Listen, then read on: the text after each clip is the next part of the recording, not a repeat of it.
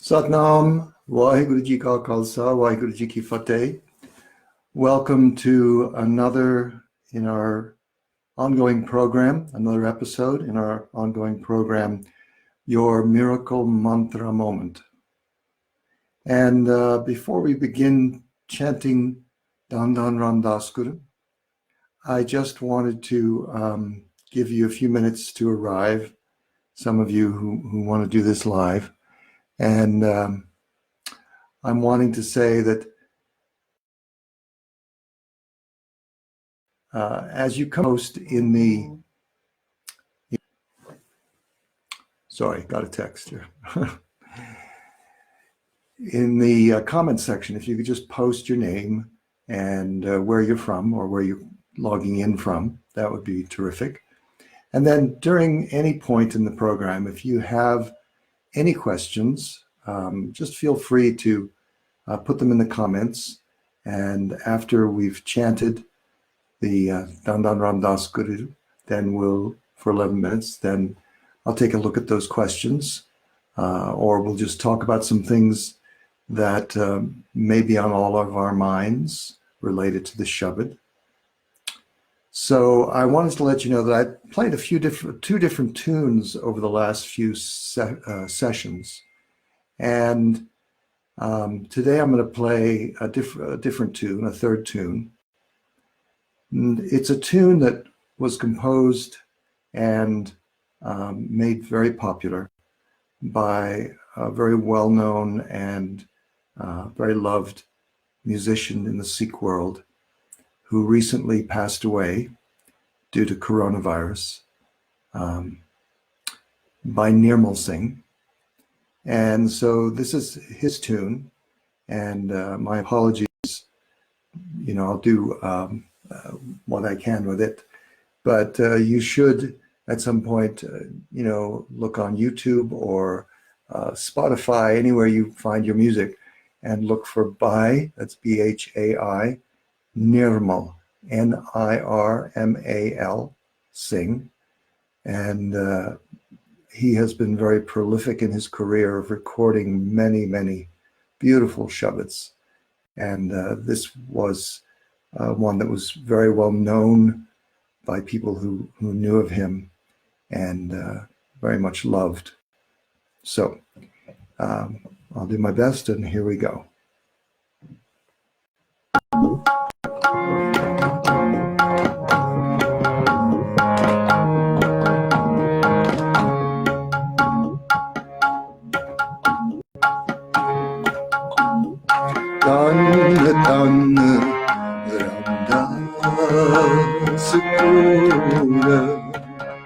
Jin Siriya Dinne Sumariya Tan Tan Ram Sukura Jin Siriya Dinne Sumariya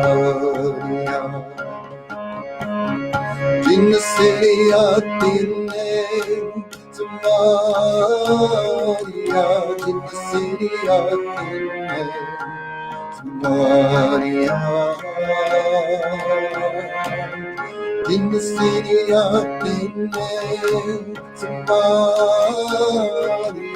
Jin Siriya Dinne Sumariya Tan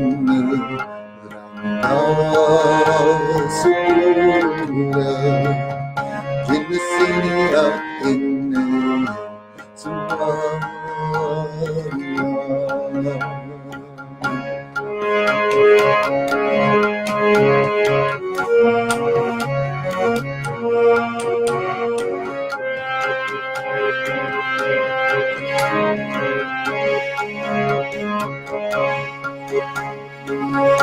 Hori hoi karmat Apsir chanhare tariya Hori hoi karmat Apsir chanhare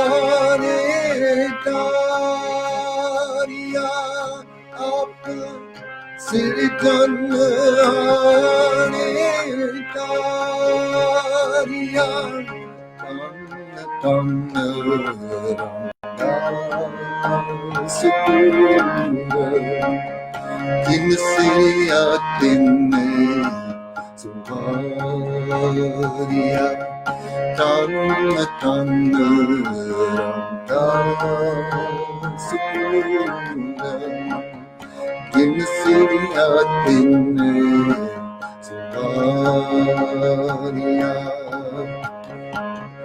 Dinsiyatinne Suvariya Dinsiyatinne Suvariya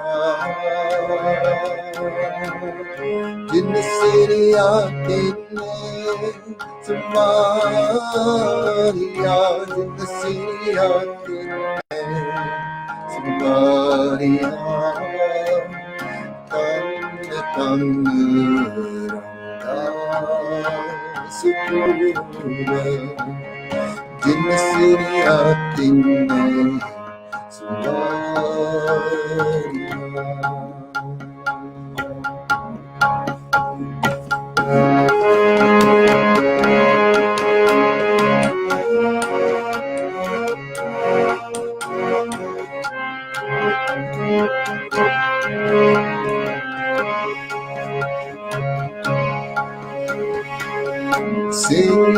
Sekiyate Samgati Par Brahmakarna Askarya Sekiyate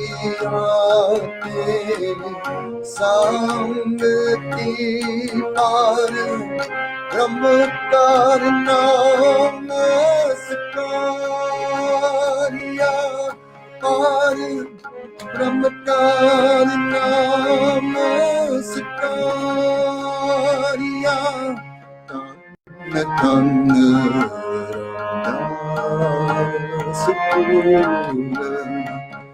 Dinsiyatinne Suvariya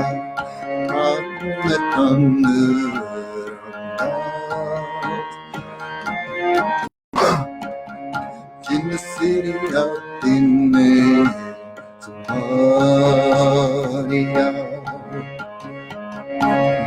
Dinsiyatinne Suvariya Dinsiyatinne Suvariya Dinsiyatinne Suvariya Dinsiyatinne Suvariya Tanrı'dan sıkılır Dinsiyatinne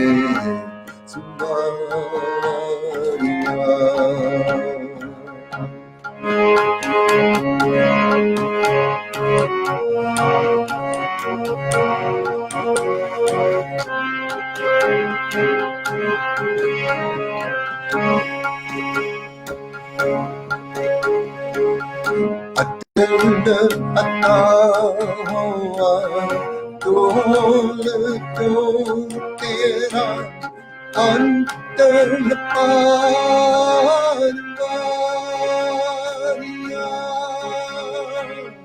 Atıldı atawa Dol tera Antar parvariya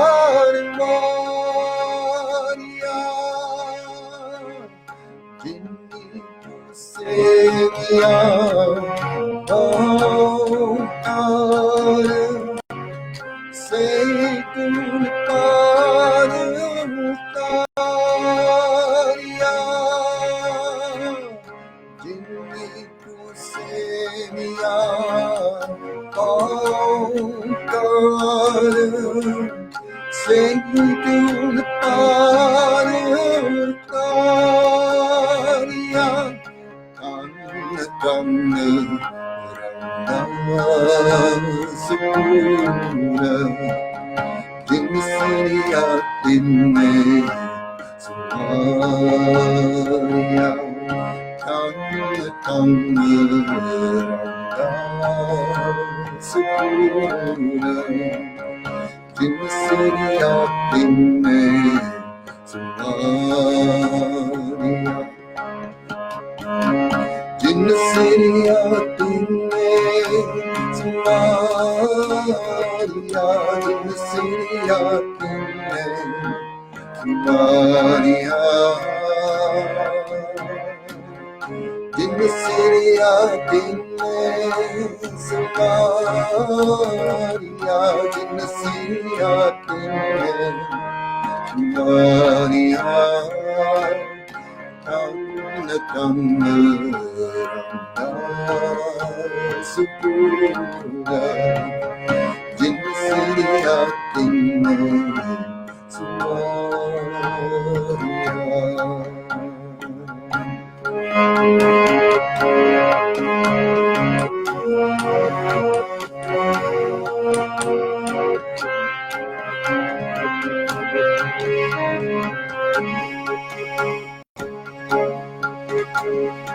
Nam belonge kamu Rone momare Kadetun sabarbaria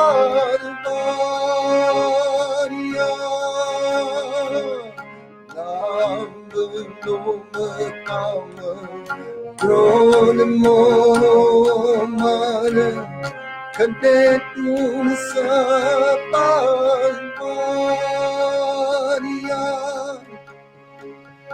Tann sortera Tann hai sach tera pescariya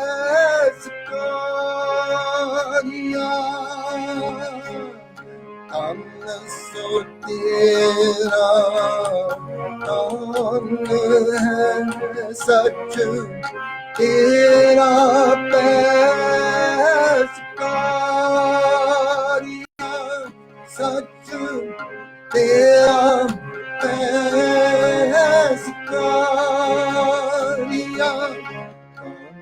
Tanna Tanna Sukuna Jinasiya Tinme Somalia Tanna Tanna Sukuna Jinasiya Tinme Somalia Nanak tu le na tu hai pura Amar tu vichariya Nanak tu le na tu hai pura Amar tu vichariya Guna Ditta manustariya Guna Ditta manustariya Tanna Tanna Sukuna Jinasiya Tinme Somalia Tanna Tanna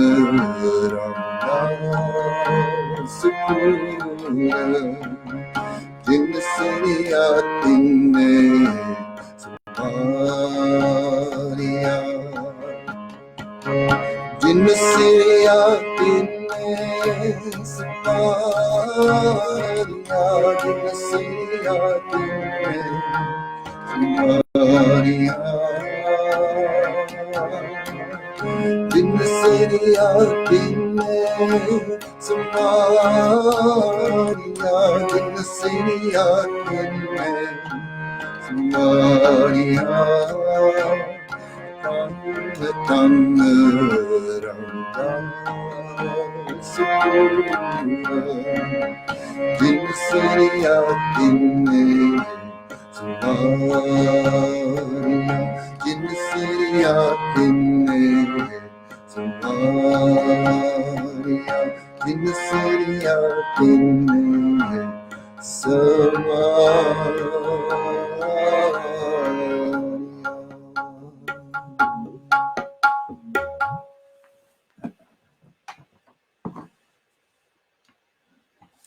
Waheguru ji ਕਾ ਖਾਲਸਾ ਵਾਹਿਗੁਰੂ ਜੀ ਕੀ ਫਤਿਹ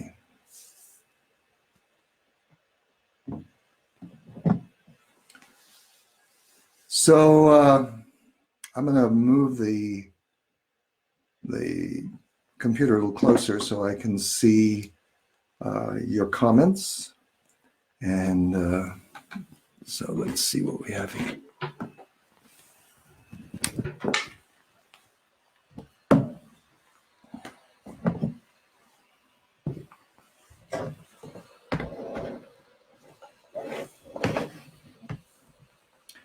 All right, we have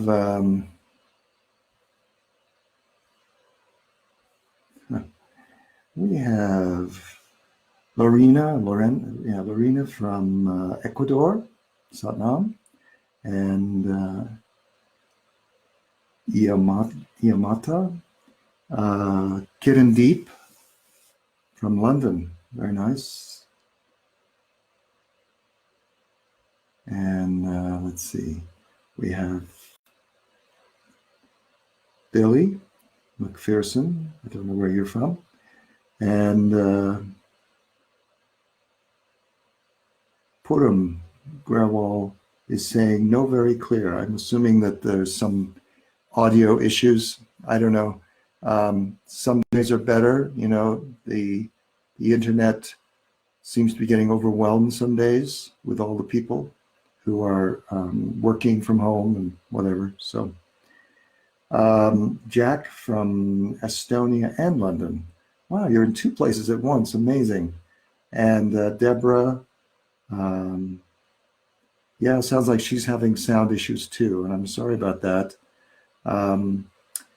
We have Kirtan Lakshmikar from Berlin, and we have Beres from Oslo, and I see Puram, you're from Philadelphia. Okay, Poonam from Philadelphia, and Misha from New Hampshire, welcome, and Jazz from the UK, and Marnie, don't know where you're from, Deborah Franco from Los Angeles, and I'm losing the rest of the comments are grayed out. I can't get to them. Sorry. So if I missed you, I'm sorry. But so obviously some people are having some sound issues, and I hope it's resolved later. You know, like maybe if you come back and watch the recording of this, you might find that the sound is better. I'm hoping that the sound from my location to the Facebook server is decent, and that the issues that some of you are having is between Facebook and yourselves. So I'm hoping for that. But you know, and as I say, we've been doing this for a few episodes. I think this is the 5th episode now, and no one else has mentioned sound as being an issue previously. So I apologize if it's happening. Nothing I can do about it, I'm afraid. So, but let's talk a little bit.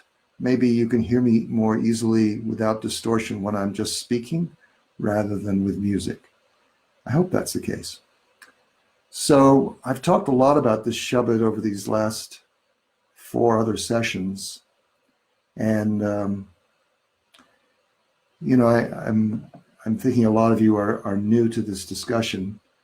So I've talked a little bit about the origin of it and how it came into being and why it's particularly appropriate during this time and helpful for us, and why, you know, it's been a great resource for many people over hundreds of years now.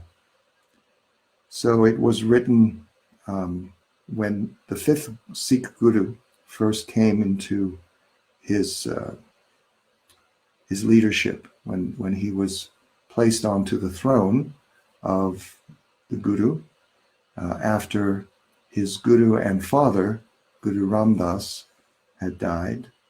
So after Guru Ram Das had died, then Guru Arjan was the next Guru. And when Arjan was just a young man, he served the Guru.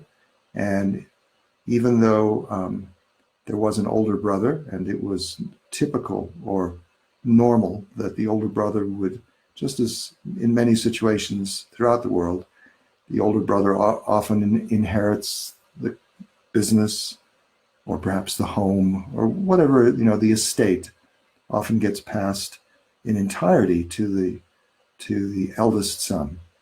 So Arjan had an older brother whose name was Prithi Chand. But Guru Ram Das, in his wisdom, realized that Prithi Chand was not up to the task. He was not, he really didn't have humility. He didn't, he wasn't able to be in that subtle sensitivity that it would take to carry the light of the Guru within him. So it was clear that Guru Ram Das was seeing that Arjan had that ability. And so after Guru Ram Das died, then it was Arjan who became Guru. However, Prithi Chand made a claim to the throne and said, no, I'm the rightful heir to this. And so people should come and greet me and see me and respect me and honor me as Guru.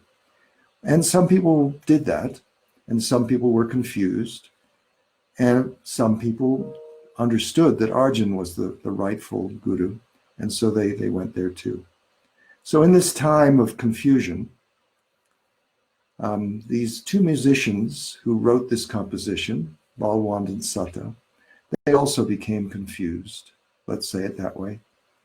They decided that they needed money for their family, for a wedding in their family, and that because there were few people coming to see Guru Arjan, there was not much money left to give to the musicians, which was, and still is in some cases, the tradition that people, when they come to the Guru's court, they make an offering to the Guru, and then if they're musicians playing, they'll often make a donation to the musicians. And as the musicians are particularly adept and sensitive to the Sangat and moving the Sangat with their music, then sometimes they can get a lot more money too. Anyway, so the musicians didn't get enough money. They decided to try somewhere else. So they went over to the court of Prithi Chand, and they turned their back on Arjan, on Guru Arjan.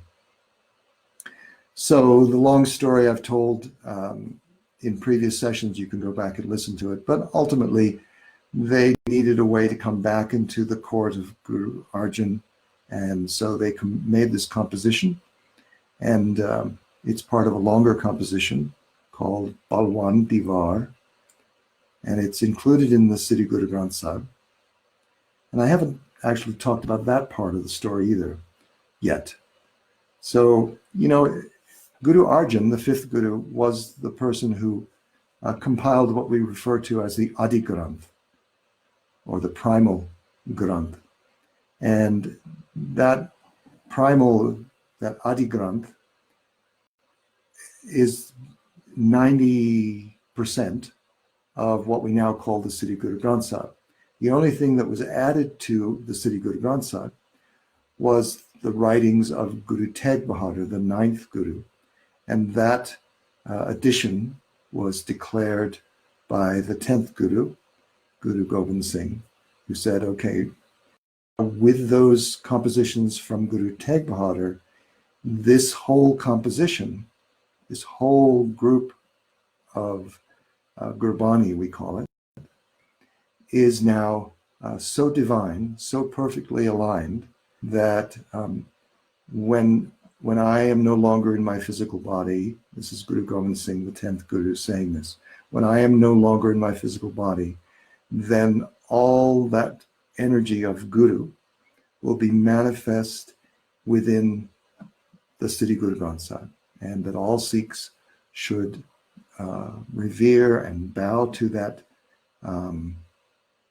that embodiment, because we don't like to really just refer to it as a book, because it's the energy that we bow to, not the paper and the binding.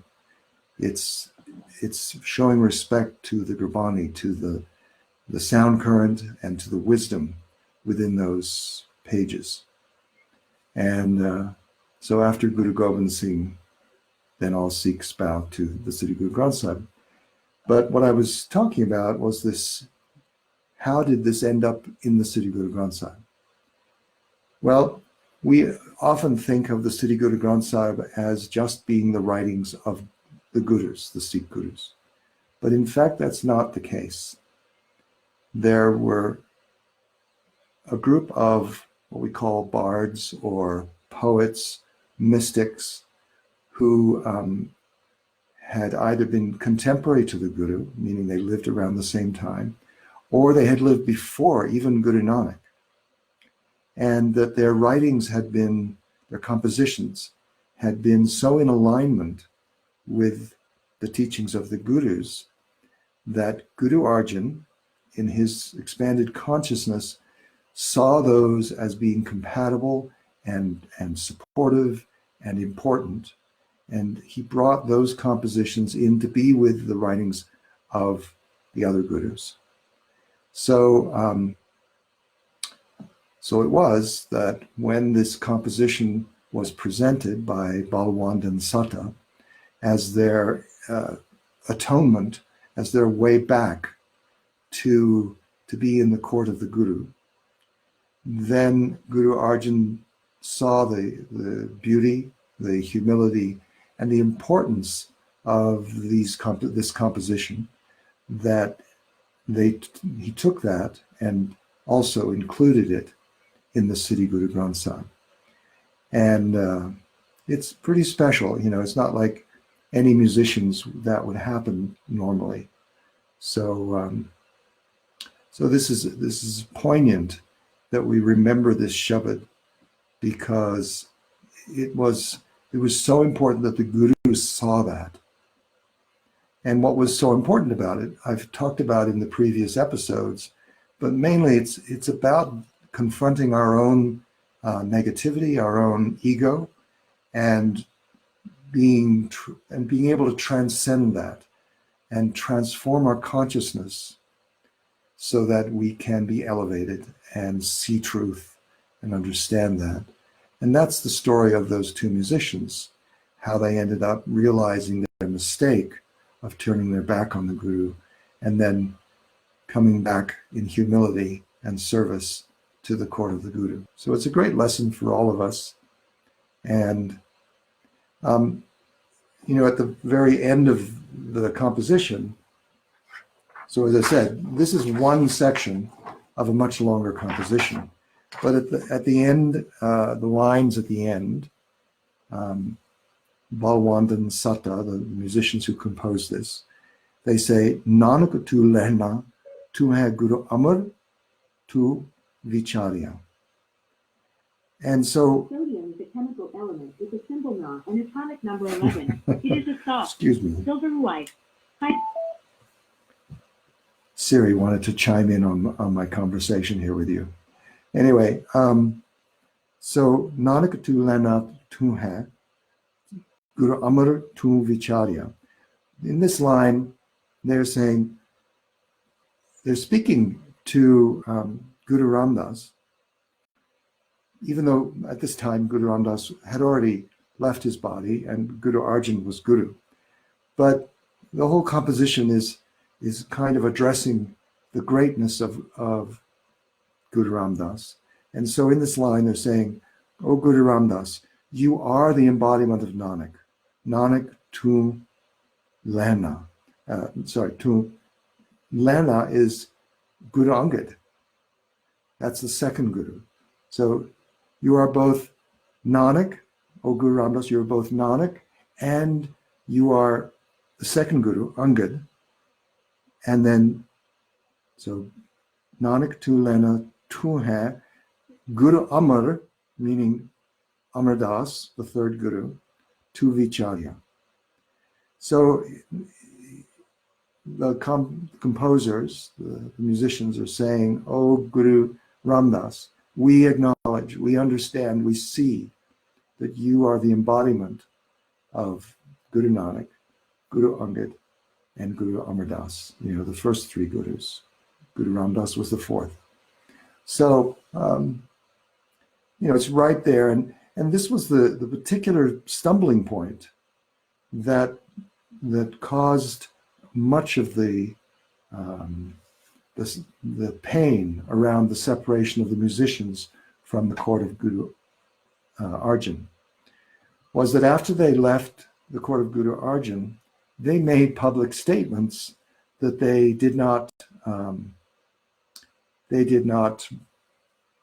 revere Guru Arjan, and that they did not revere Guru Ramdas. And so Guru Arjan was fine if they criticized him. But as soon as they criticized Guru Ramdas, who was Guru Arjan's guru and Guru Arjan's father, that was a line too far that they crossed. And so in this composition, they're declaring that was wrong. They're saying, no, we do understand that Guru Ramdas had that perfection of that light of Guru Nanak that also came through Guru Angad and Guru Amar Das. So it was just a way for them to really show their respect and declare it in a very clear language. So I'm looking for any further questions. Yeah, let's see. I appreciate that someone has been checking on the sound, and I don't know, there's really not much else I can do. Yeah, it's worse during the music, I understand that. Yeah, okay. So no particular questions. I want to say that this is a very meaningful Shabbat for me. On Tuesday, or perhaps it was last Thursday, there was someone in the comments had put a question about, well, how did I come to it? How did I find my way to Sikh Dharma, to Gurbani? And so many of you are probably practicers of Kundalini Yoga. And so that's where I started also as a young man in my early 20s.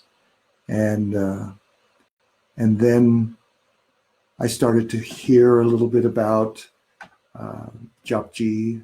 I remember this book that was published called Peace Lagoon, and I started to read that, and went to some Gurdwara programs, at a nearby Sikh temple, the Gurdwara. But it was really during the 70s when my wife and I were living in London. So those of you from the UK, this is a shout out to you. We were living in London. We had an ashram. We had a vegetarian restaurant for a while. And we were practicing and teaching Kundalini Yoga, but we were also exploring our path as Sikhs. And so there was a Gurdwara about 20 minutes walk away called Shepherd's Bush Gurdwara. It's a very famous Gurdwara in the UK, and it's well known to people throughout that area. And I started to get interested in going because they had an evening program, and it worked out many days that I had some time off. So I would go and sit in the program. And it just happens that that particular Gurdwara is a long way from most Sangat.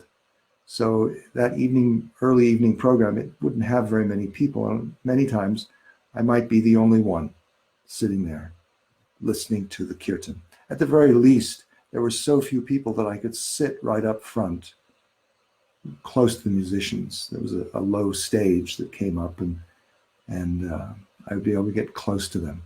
Now I had grown up playing music, so I understood music, but sitting there listening to the Gurbani, I realized very quickly that this was not just about music, that there was something else going on. And the devotion of these musicians, these ragis who were playing, really touched me. And I realized in that experience that it was not just the music that had some effect. It was also the sound current of the words and the devotion with which they were being recited. And so it really touched my heart. And I later started to study with one of the ragis there, a man named Bhai Bhagwant Singh, who unfortunately recently passed away in the UK, not from COVID, and he was my Gurbani teacher. He was my Shabad Kirtan teacher, and he taught me many Shabads, and it was a deep relationship that, even though we have not been in touch over the years, I still feel very connected to him, and grateful that he took time to help me understand not just how to deliver a Shabad, not just the words, not just the tune, but he really helped me understand the personification of a kirtan musician, a kirtani, a ragi, if you will. And what is that quality that you need to hold? And as I say, I understood music performance, but when you do kirtan, when you do mantras and shabads, it's a different engagement that you're opening to. You open yourself to a flow of energy from the divine, and that it becomes like a conversation, that it becomes a state of communion with the divine as you are reciting, as you are singing. And it's true if you just come and listen to others play, but it's especially true when you are leading it. It's a powerful experience. I remember sometimes, especially when I'd be performing kirtan in a large gathering and lots of people and lots of energy, and I remember sometimes feeling like I had no control. I would be like out there in front of the locomotive and it's all pushing me along, and I just have to hang on the best I can, because where it's going, how it's going is really at the direction of the divine, of the Guru, and not just my choices, And so these are lessons that can be learned if you want to go down that path of singing shabads, singing mantras, leading them in the community, in the Sangat. So I think I'm going to wrap it up here. I want to thank all of you who were able to put up with the bad sound quality, and apologize for that. Don't know what we can do, but we'll see if we can work on it for next time.